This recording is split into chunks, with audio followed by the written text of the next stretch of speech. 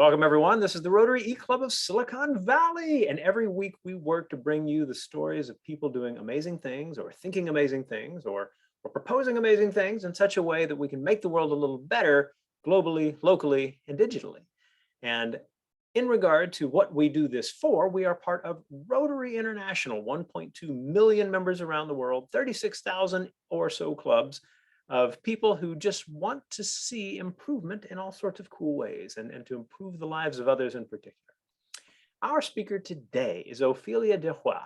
She is a cognitive neuroscientist and a philosopher, and she's going to talk to us about the tragedy of the commons, how to solve it in terms of science communication.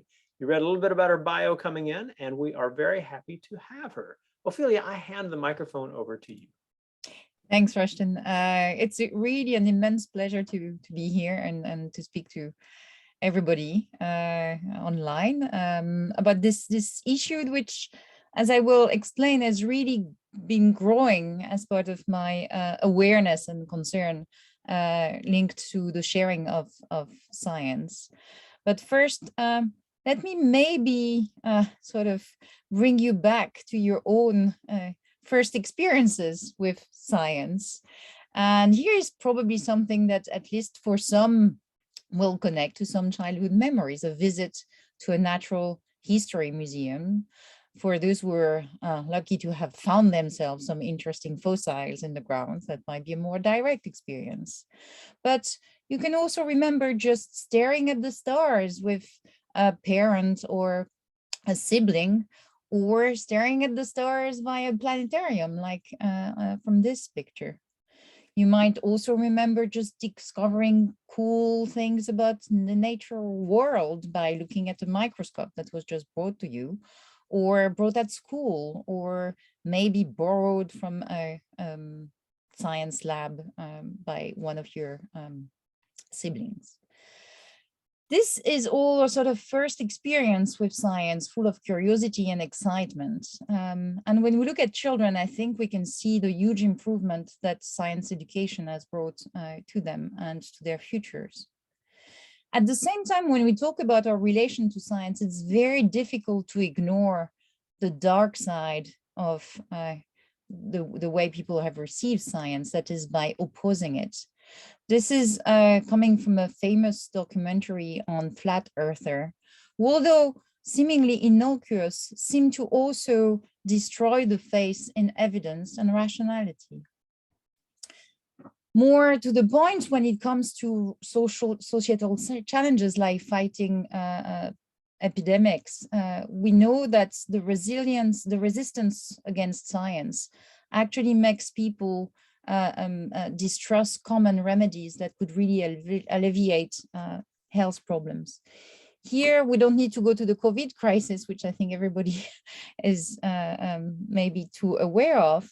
But to go back here in 2003, in Nigeria, for instance, several regions actually started to object the use of the common polio vaccine that could save thousands of lives in children. And this was really starting by a distrust in the science. So the kind of question that we can have at the moment is to say, how come, as being part of a growing what we call information society, a place where, as we see, children have access more and more to scientific information, where people have more and more access to the science and technology, such as vaccines or artificial intelligence and internet, how could this information society start so well with so many children and ends up sometimes so tragically and not form a knowledge society? That's really the type of question that I've been asking myself, honestly, for years as I started my career in academia and as a scientist. And this, again, is sharing an important question. I've kept asking myself whether, when I started to be involved in programs about science education, where we were focusing really, and by we, I mean we academics, we governmental institutions, we charitable and social entrepreneurs, focusing on the most important obstacles that could really turn the information society into a knowledge society. Now, if you think about it, one key aspect for everything is, of course, access, resources. Is there enough spending in science programs, not just for children, but also for adults? Now, increasingly, this is the beauty maybe of the current information society, is that cost becomes less and less of an issue. Sharing information and scientific results and programs, videos has become really cheap by the internet, and we can produce super cool games, engaging activities that would really connect immediately to millions of people that couldn't be reached. So in a way, the resource is no longer, it used to be one critical point, but it's less and less relevant. It's an obstacle, but less so. We hear also a lot, especially surrounding issues like vaccination, about the politicization and the obstacles that are raised against the sharing of some pieces of science that could maybe change the power relations in certain countries or in certain communities. But here we can put really a question mark as to whether this politicization of science is really a global phenomenon. And of course, this type of issues is dominated by the polarization around science that we observed in the United States and increasingly in some European countries. And this is part of a study that we have conducted as part of my will to understand really what was going on.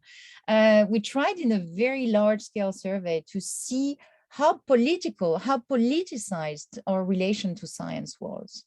And what you could see here is one of these colorful graphs that really deserves an explanation. So I will tell you a bit more about that. What you can see is a series of the important countries that we surveyed and how likely you were to be both, the more conservative you were less trusting of science. And here what we could see, and we saw that in repeated surveys, is that the United States is an outlier. The United States is a place where science has become incredibly politicized. This is certainly a concern.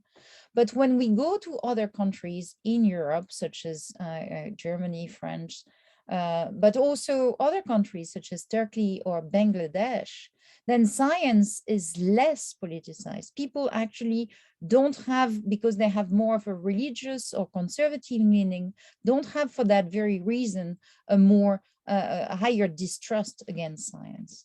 So we really need to question this seeing science as only a political matter. And as I was asking myself all these questions, this is the report I came across and really, really blew my mind. We're talking here about a report by the Pew Research Center from 2017 about United States, where really access to news, access to science museum, access to science programs, science videos on Netflix and documentaries is not really an issue. And what you could see is that only 1 in 6 Americans both seek out and frequently are exposed to science. So the question that I had seemed to have at that stage found an answer.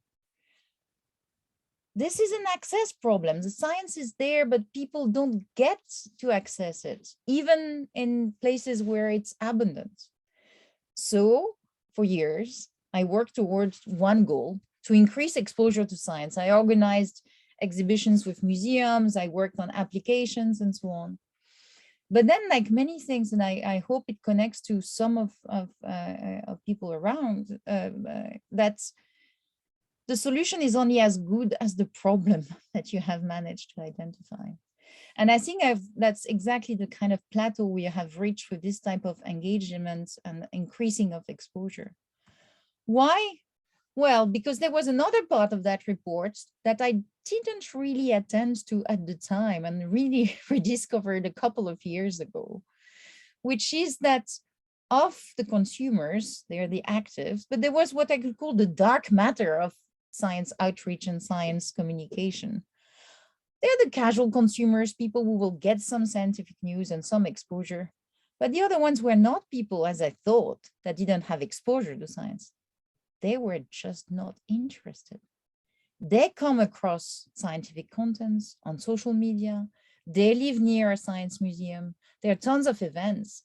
They're not interested in consuming science, understanding what science shows. So that has been for 2 years now my new diagnosis, which I want to present as what I call a new tragedy of the commons.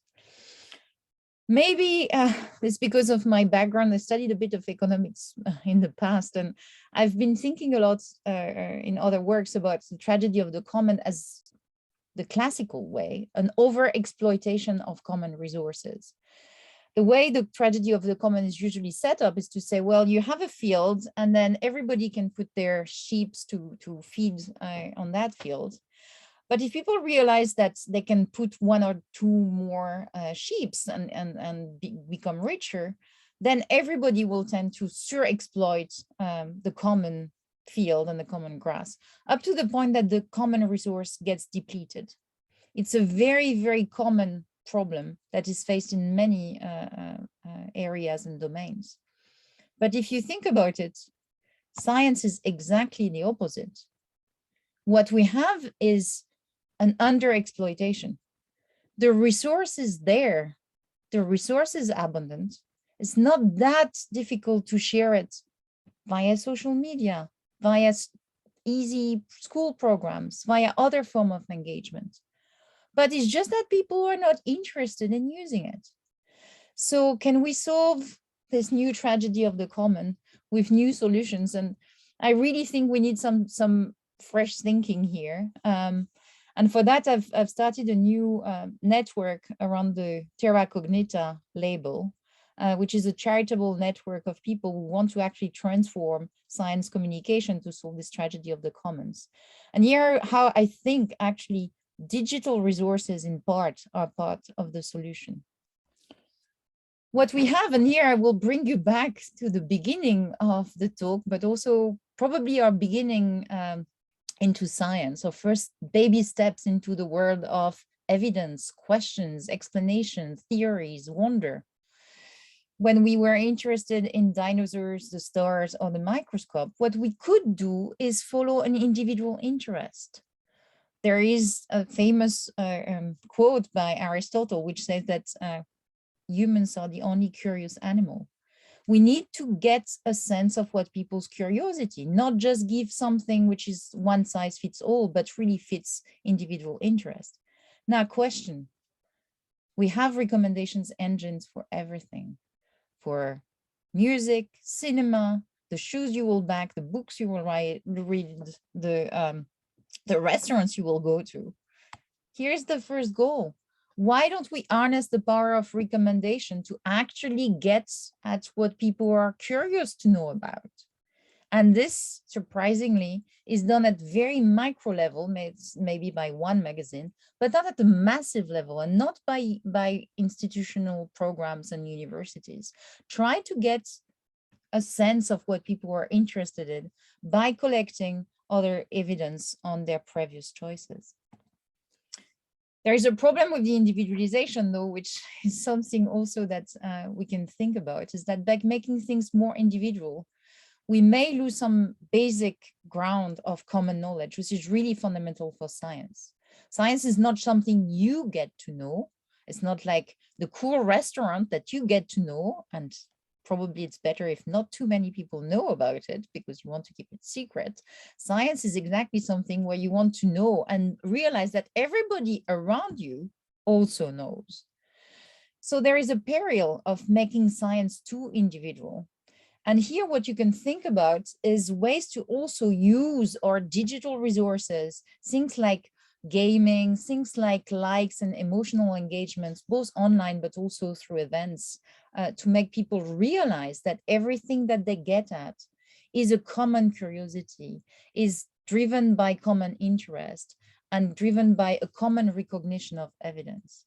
Now, I'm really happy to talk more about this because as a neuroscientist, these are things I study all the time in the lab, but taking this research out from the lab in the real world to make people realize that they share knowledge is not a little challenge. So just to summarize, I really think that we are faced with what I call the tragedy of the commons, which is the reverse when it comes to science. What we have is an abundance of resources and a new abundance of means to share the science. But we have a deficit which is coming from the lack of engagement, lack of interest.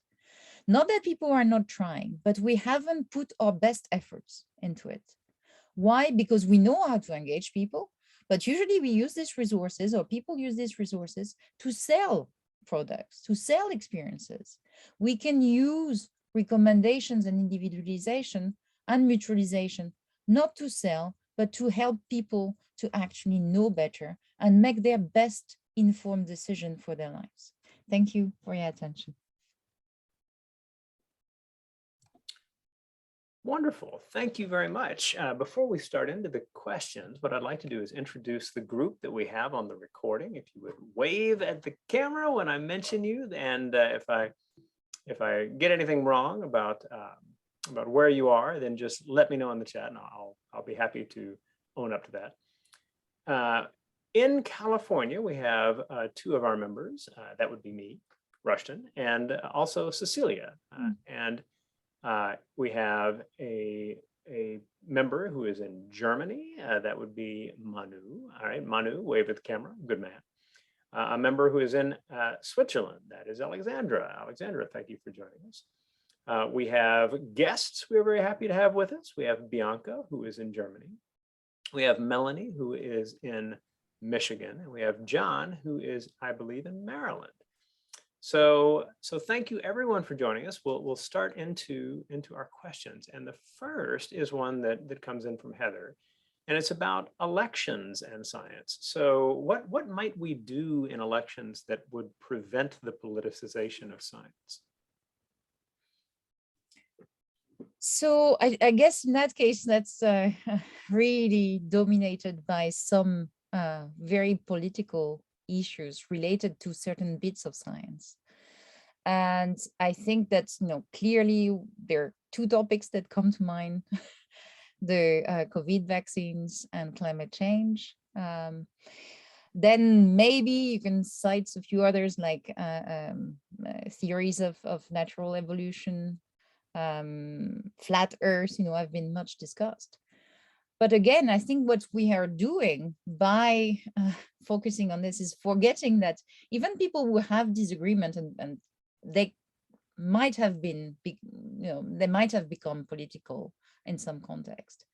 To not forget all the other bits of science that people can share and actually join on. It could be something about your love for astronomy or botanics, or some aspects about the life of dolphins. I think the natural world is actually one aspect that can unite many people. Or connect also on aspects of medicine that everybody agrees has been a huge progress. So I think to avoid science being political in the first instance, we need to open up to the huge variety of scientific topics that people have and share an interest for.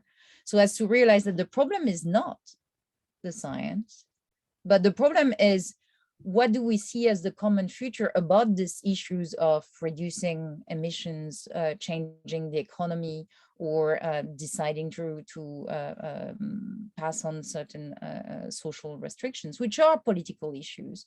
And it's fair that they remain political, but avoid the overlap with the science. I think it's really the strategy. All right. Well, we have a bunch of really good questions. I'll hand it over to Manu for the next one. Yeah, thanks, Ophelia. This really triggered me because there's one dimension in all of this that I have not understood, and I'm not sure if it's more of a philosophical or neuroscientific question. What kind of explanations are out there towards the phenomenon of people that somehow have this really paradoxical relationship to science, by which I mean they use a smartphone which is built up on technological progress and basic quantum theory, and they jump on an airplane and they love to watch Netflix and so on. and so they doesn't seem to have a problem with the scientific method in general, but then towards another aspect, they do not believe that the dinosaurs have been on Earth, or they have a problem with accepting how mRNA vaccines work. So in my naive understanding, if you believe the scientific method, then it's obvious that you would need to follow it in all disciplines, and you cannot make that kind of cherry picking, like the whole aeronautical space and everything that keeps my airplane flying is cool. And how vaccination works, their science is of danger. So isn't that paradox somehow? I never got to bring that together, how that works in one brain. Yeah, I think thanks for that intervention. I think you're right. This is really something that everybody's puzzled by. And to start with what you were saying in the beginning, is it a philosophical or a neuroscientific question? I think as a philosopher, and probably that's where your question is coming from as well, we have all rights to be puzzled that people don't show consistency.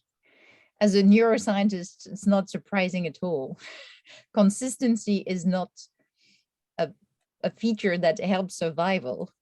Being sensitive to context and to situation, and making the most out of different objects and singular events that you encounter is what makes animals and us survive as well.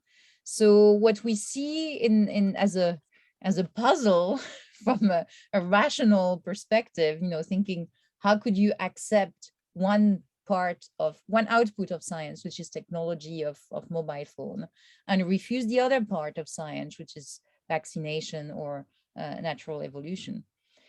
That's a very theoretical perspective. It's perfectly normal that people are not consistent. And if anyone thinks that they're perfectly consistent in all their choices in life, then please raise your hand, because then we will study you as the exception, really. So yeah, absolutely. This is, I don't think we will also, and come back to the constructive way forward, I don't think we will win anything by trying to enforce consistency. It's a bit like it could be also that you find that people are inconsistent because they liked a lot of certain jazz albums, and then there is a certain jazz album they don't like, or if they like jazz, they should like this kind of blues, jazzy blues. And it's just also respecting the variety of taste and interest that you can have, and just accept that you won't find this type of consistency when it comes to what will drive people's engagement towards science.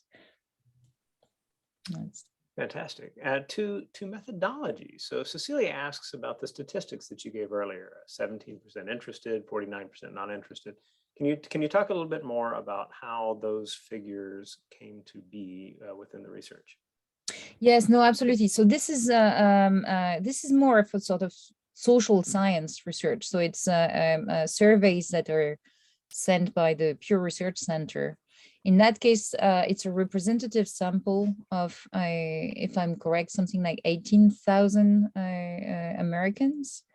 And they were asked really a long series of questions on their attitudes towards science, and whether they would see scientific news in the newspapers and social media, how many times, whether they trusted the science journalists, whether they trusted science museums, and so on and so forth.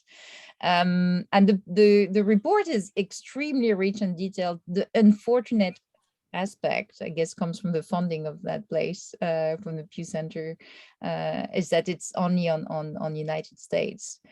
And we need this type of data for every country that we want to intervene in, because differences are enormous, and we need to know how people, not only whether they get exposed to science, but also, as the results I was showing enable us to observe whether there is a lack of interest from people who actually get access to science. Got it. John has his hand up. John, feel free. Yes. Why blame people who don't trust science when science itself is not always 100% correct. For instance, when I was in Michigan, Ann Arbor, we were working on the cure of prostate cancer. And we found a protein which was only effective in 43% of the people. So do you blame those who don't trust that, who refuse to use that protein for the treatment when the protein itself is not 100% effective, 43%? So what do I you do? think Do you give to the patient or do you just force on the patient? No, I think you're absolutely right. I mean, I'm absolutely not blaming. There is no blame to be attributed. I think it's on the contrary. I think if there is someone to blame as the institution were trying to share science and not taking into account that people are skeptical, sometimes for very good reasons, as you point. The evidence might not be as strong as people want to say or represent in the media. So the problem is about how the news are communicated, and fairly and transparently and honestly, and how we as scientists or as people who are responsible for communicating science accept to be challenged, accept or the imperfect state of knowledge in some domains. This is where the blame should be put, not on the recipient. If it's like a movie producer who produces a movie and then blames it on the audience that they didn't come, or they were not interested, or they left during the screening. That would be absurd. We need to go and make better content that can reach and including address, as you're absolutely, this is a very big point, address sometimes the uncertainty and the right kind of challenges, questions, skepticism from the audience. You're absolutely right. Thank you. Well, we'll do two more questions. One is an interesting overarching philosophical question, which is, why is it important that people are interested in science? I think that all of us would feel that there is importance, but I think it's also an interesting challenge to try to articulate that. So thank you, Alexandra, for that question.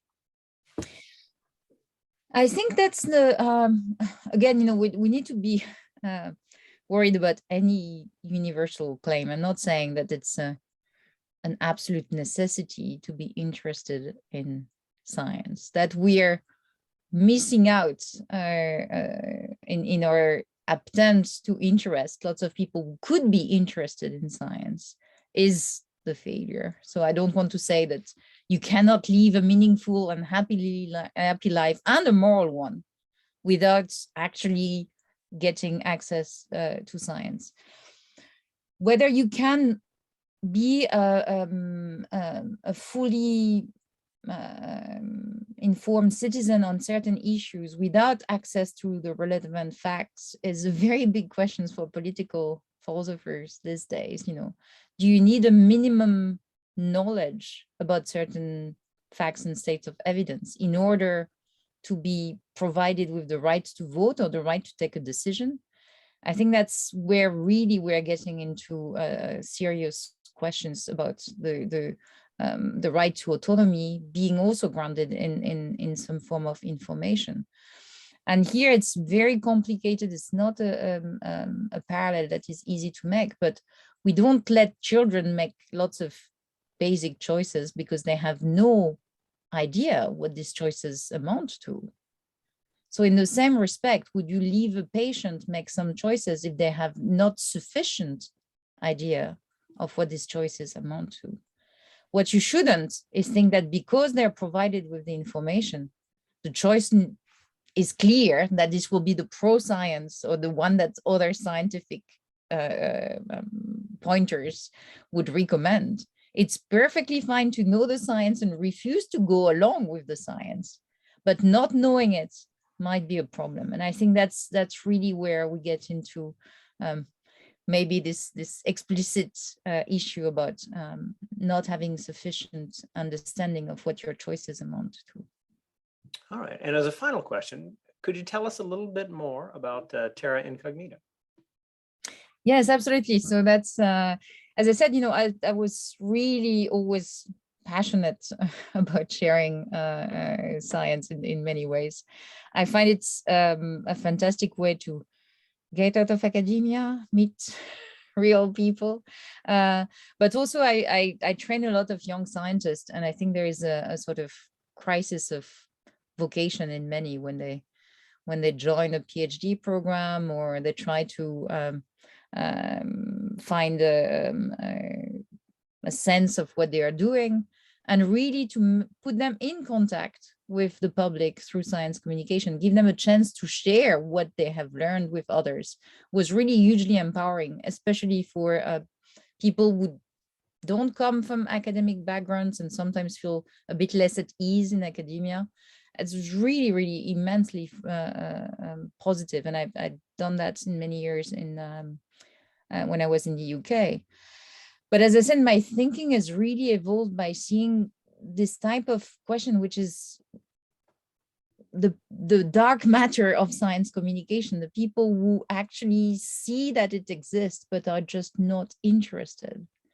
And to solve this problem, I think we need extra effort. It's not something that also current institutions are that receptive to, because they're used to the traditional ways of doing science communication for people who are already interested. And reaching out, opening the walls is really something that deserves to be done by something which is already outside the walls. And so that's why I've decided to create this charitable network of people. And I've started with Terra Cognita in Germany, the idea being to harness science and what I know about, that is the working of the mind, to try and triggers people's interest and develop new strategies. I would really hope that after our first projects in Germany, we'll reach out to other places in the world with other outshoot of Terra Cognita elsewhere. Fantastic. I'll wind things down and then hand it back to you for the final word.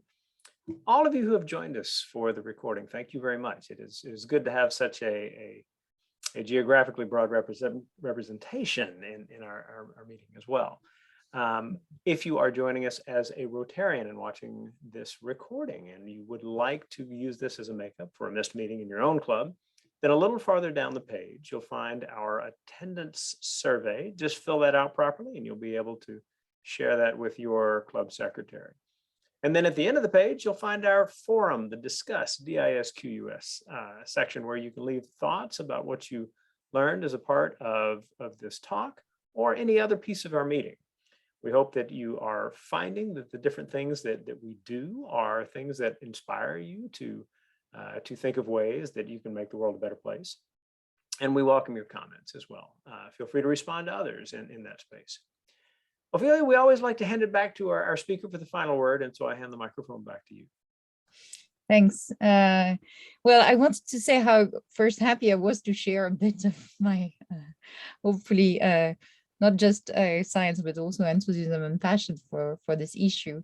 But mostly you said, Rushton, about what can make the world a better place. And having seen, so many fantastic initiatives, I think that it makes everybody a bit humble when they want to start their own venture. What can I do? What could I add to this world? And for me, it has been very liberating to realize that actually there is something there that is quite accessible, something which, as I was putting, is not adding more resources, more contents, but working with the contents that we already have and making it engaging. It's saying that to make things better, you just make them easier to share and easier to be excited about. And I find this a very nice mission if we can succeed with Terra Cognita to make it happen. Wonderful. Everyone, we will see you next week.